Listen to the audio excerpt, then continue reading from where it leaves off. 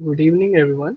I'm Dheeraj Joshi, technical team member at Enigma VSSUT, and I welcome you all to today's session in the Flutter Learning Series.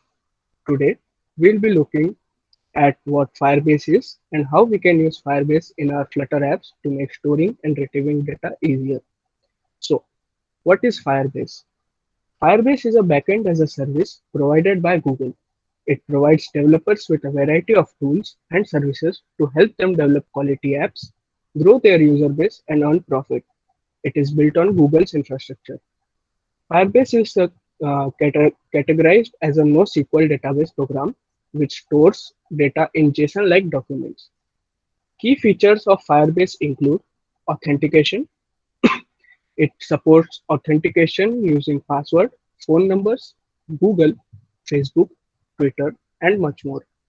The Firebase Authentication SDK can be used to manually integrate one or more sign-in methods into an app. Real-time database. Data is synced across all the clients in a real time and remains available even when the app goes offline. Hosting. Firebase hosting provides fast hosting for a web app. Content is cached into content delivery networks worldwide. Test labs. The application is tested on virtual and physical devices located in Google's data centers. Notifications. Notifications can be sent with Firebase with no additional coding. Users can get started with Firebase for free. More details can be found on the official website. And now, coming to another useful feature of Firebase, the Firestore. What is Firestore? Firestore is a flexible and scalable database for mobile, web, and server development from Firebase and Google Cloud. Like Firebase real-time database, it keeps data in sync across all clients through real-time listeners and offers offline support for mobile and web, so you can build responsive apps that work regardless of the network latency or internet connectivity. Firestore also offers seamless integration with other Firebase and Google Cloud products, including Cloud Functions. Key function Key features of Firestore include flexibility. The Firestore data model supports flexibility, hierarchical data structures. Store your data in documents organized into collections. Documents can contain complex nested objects in addition to subcollections. Expressive querying. In Firestore, you can use queries to retrieve individual specific documents or to retrieve all the documents in a collection that match your query parameters. Real-time updates. Like real-time database, Firestore uses data synchronization to update data on any connected device. However, it is also designed to make simple one-time fetch queries efficiently. Offline support. Firestore caches data that your app is actively using so that the app can write, listen, and query data even if the device is offline. When the device comes back online, Firebase synchronizes any local changes to the cloud Firestore. Let us now see how we can add Firebase to our Flutter apps. First, head over to firebase.google.com and create your own Firebase account. You then see an option to create a new project. Click on it and give it uh, any name you like and continue. Then select the Android option to see the steps for configuring your steps. You can also check out the iOS option to see the instructions to configure Firebase for your iOS app. Follow along and fill any necessary fields like your Android app package name and give your app a nickname if you like. Download the Google services.json and place it in the root directory of your Android app folder. Follow further steps to add Firebase SDK to your Android app. Finally, add the Firebase and Firestore dependencies in the pubspec.yaml file, and now you are all set to use Firebase in your app. Now let me take you to the code editor where we have a simple to-do app which fetches a list of to-dos and also allows you to uh, uh, create another to-dos to add to the list. Now, uh, in the main.dart file, we have two important functions. which makes sure Firebase is initialized in our app before we start using any Firebase operations. These are those two functions. In the wrapper.dart file, we have a simple logic where there is a screen variable to switch between to-do list screen and the screen to create a new to-do.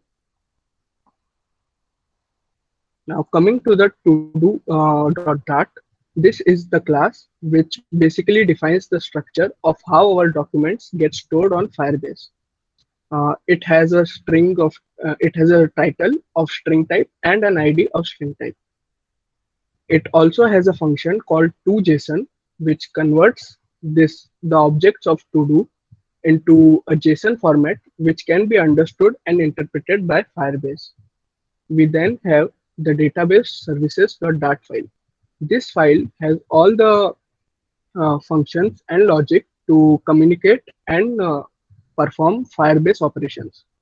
It contains two functions, create to do and get to dos.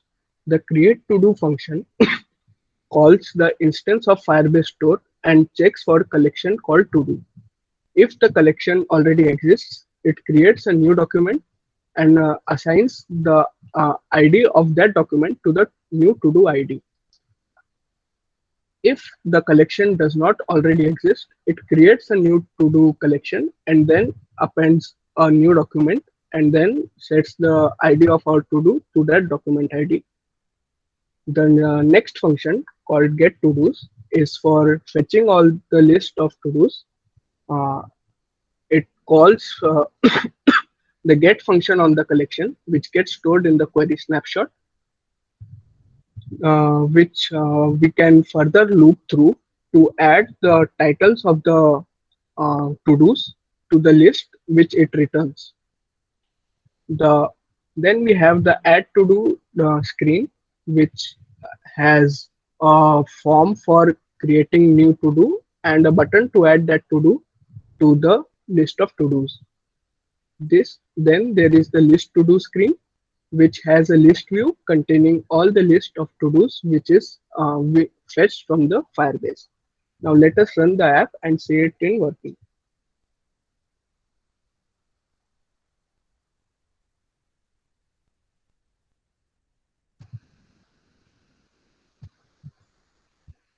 So as you can see right now, there are no to-dos, and if I show you the Firestore, there are no collections or any records here. If I then click on add to-do and write anything like learn Flutter and add it, it gets added to the collection and is also fetched and shown in the to-do list. I can add another list called mm, which again gets added to the collection and is shown on the list screen. So this was a small example of how you can use Firebase with Flutter. There, there is much more you can do with it and explore all the other features from the official documentation. That was all from my side. Now, if you have any doubts, feel free to ask them in the chat section.